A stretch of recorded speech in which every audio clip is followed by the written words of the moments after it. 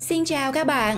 Chắc hẳn một đất nước Pháp với Paris lãng mạn, dãy núi Mont Blanc tuyệt đẹp và vô vàn những cảnh đẹp khác cùng những nét văn hóa mang đậm dấu ấn của Pháp sẽ làm bất cứ ai cũng phải siêu lòng.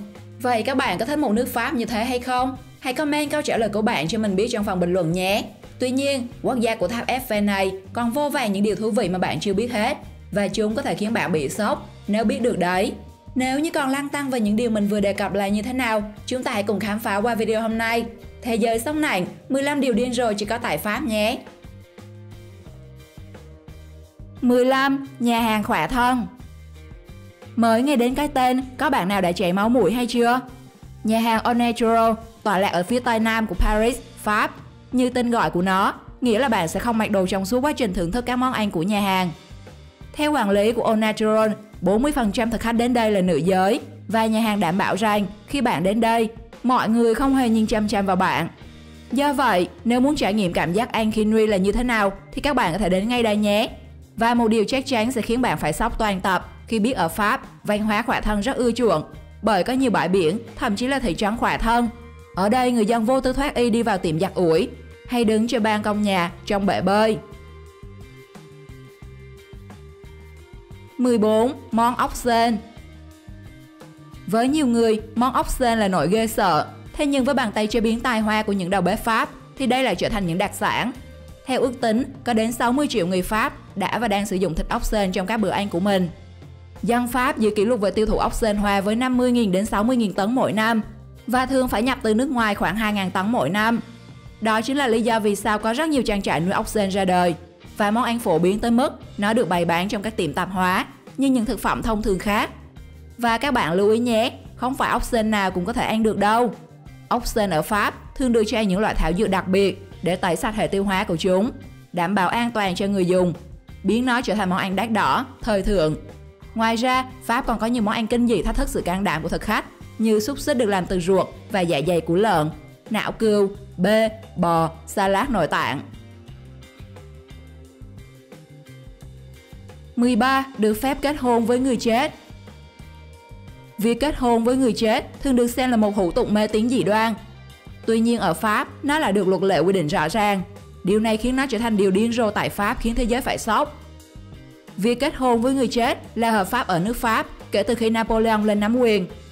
Nhưng chỉ được thông qua vào năm 1959 khi một vụ tai nạn khiến 420 người thiệt mạng xảy ra. Trong đó, một người phụ nữ mất vị hôn thê của mình đã đệ đơn xin được kết hôn với người đã chết. Tuy nhiên, cũng có một số quy định đi kèm. Ví dụ như người sống được yêu cầu phải chứng minh rằng cặp đôi này có ý định kết hôn trước khi một người chết và phải được sự cho phép của gia đình của người đã qua đời. 12. Lái xe phải mang theo dụng cụ đo nồng độ cồn. Nghe có vẻ khá điên rồ, nhưng việc phải mang theo dụng cụ đo nồng độ rượu là điều bắt buộc ở nước Pháp. Bạn có thể bị phạt nếu cảnh sát phát hiện trong xe không có dụng cụ này. Bạn có thể tìm mua trực tuyến hay mua tại các nhà ga, sân cảng hay các trạm xăng. Tuy nhiên, bạn vẫn có thể bị phạt nếu cảnh sát sử dụng thiết bị của họ để đo nồng độ cồn và cho ra kết quả khác so với thiết bị của bạn. 11. Hôn má. Đây là nụ hôn xã giao của người Pháp. Họ thường ôm và hôn má nhau khi gặp và chia tay nhau, hay khi cảm ơn mỗi khi nhận được quà. Và ở mỗi thành phố, mỗi vùng thì số lượng nụ hôn vào má cũng khác nhau. Thường thì là một cái vào má phải, một cái vào má trái. Tuy nhiên cũng có nơi họ hôn 3 cái hoặc 4 cái. Nếu người Pháp chủ động hôn bạn thì đừng ngại nhé. Điều đó thể hiện họ rất thiện cảm và muốn gần gũi hơn với bạn. Và hôn má khác hẳn với hôn kiểu Pháp các bạn nhé. Bạn nào đã xem phim tình cảm nhiều rồi, chắc không lạ gì với kiểu hôn nóng bỏng và cuồng nhiệt của người Pháp. 10. Cấm tiêu hủy thực phẩm ế. Trong khi có nhiều người nghèo ăn bữa nay lo bữa mai, thì nhiều siêu thị hàng ngày vẫn tiêu hủy một lượng thực phẩm ế không nhỏ. Đó là một nghịch lý, nhưng đã được điều chỉnh bằng luật Pháp tại một quốc gia văn minh đó là Pháp. Hồi đầu năm 2016, Quốc hội Pháp thông qua luật chống lãng phí thực phẩm, không cho phép các cửa hàng thực phẩm vứt bỏ hàng không bán được.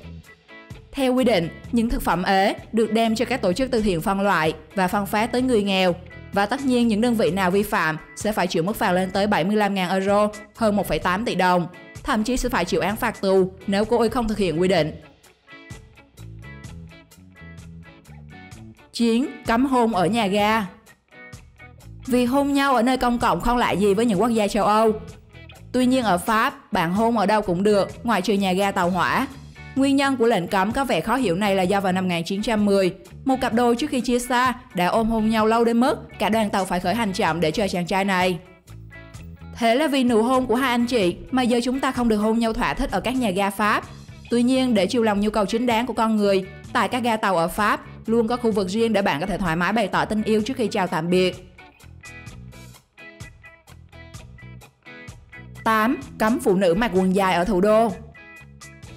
Nếu Campuchia có dự luật cấm phụ nữ mặc váy ngắn gây tranh cãi, thì cách đây 222 năm, tức là vào năm 1800, cảnh sát trưởng thủ đô Paris đã ban lệnh cấm phụ nữ mặc quần tây giống như đàn ông. Nếu một người phụ nữ muốn mặc quần, cô ấy phải xin giấy từ bác sĩ và sự chấp thuận của quân đội.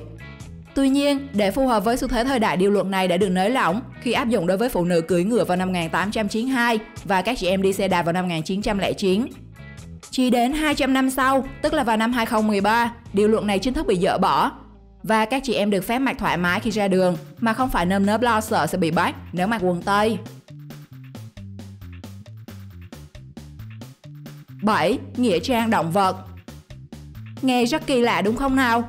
Nghĩa trang động vật tại Asnieres là nghĩa trang dành cho gia súc đầu tiên trên thế giới, do luật sư kiêm tác gia George Hammond và nữ ký giả Marguerite Durand khởi xướng và được hoàn tất vào năm 1899. Nghĩa trang là nơi yên nghỉ của nhiều con chó nổi tiếng như Rin Tin Tin, con chó huyền thoại trong các bộ phim Hollywood, Dora, Top, Papillon, Leo, Merime và Dick, những chú chó cảnh sát nổi tiếng vì dân trên đất Pháp. Mặc dù đa số mộ ở nghĩa trang này dành cho chó hoặc mèo, tuy nhiên nếu đi lòng vòng đủ lâu, bạn có thể thấy mộ phần của chim, cá hay thậm chí là sư tử. 6. Dodo Manege. Dodo Manege là một trò chơi độc đáo mà bạn chỉ có thể nhìn thấy ở Pháp. Dù rằng hình thức trò chơi này không hề xa lạ với trẻ em trên khắp thế giới, trong đó có cả Việt Nam, nhưng thay vì là mô hình những động vật bình thường, dễ thương, ở đây toàn động vật đã tuyệt chủng hoặc sắp tuyệt chủng như khủng long, voi ma mút, sư tử Barbary, rùa có sừng và Civatherium. Bên cạnh, trò chơi còn cung cấp thông tin về các loài động vật đã tuyệt chủng và có nguy cơ tuyệt chủng, từ đó giúp người chơi cũng như trẻ em tìm hiểu về một số loài động vật mà chúng có thể sẽ không bao giờ nhìn thấy trong tự nhiên hoặc trong cuộc đời của chúng. 5. Cấm chết. Một điều nghe có vẻ vô lý thế này nhưng đã được 3 thành phố ở Pháp áp dụng.